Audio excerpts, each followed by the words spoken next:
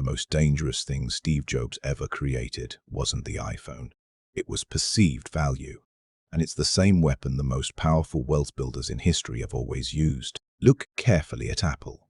Minimal stores, clean packaging, simple presentations, products priced 2 to 3 times higher than competitors with nearly identical technical specs. Most people assume Apple charged a premium because its technology was that much better.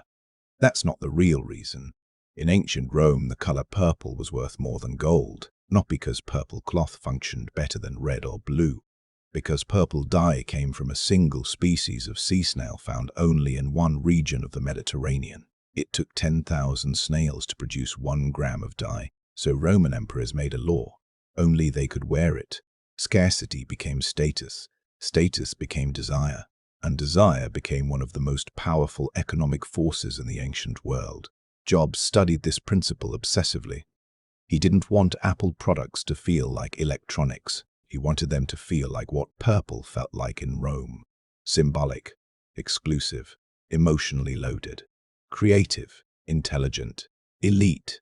And once Apple became associated with identity, customers stopped comparing prices. They stopped reading spec sheets. Because when people are buying meaning, logic steps aside. That's why Apple became one of the most profitable companies in human history. Not because it sold phones, because it sold what owning the phone made you feel about yourself. And that is one of the most important wealth principles you will ever learn. The most financially powerful brands, businesses, and people in history are the ones who make others feel something before money is ever discussed. Because once emotion enters the transaction, price becomes secondary.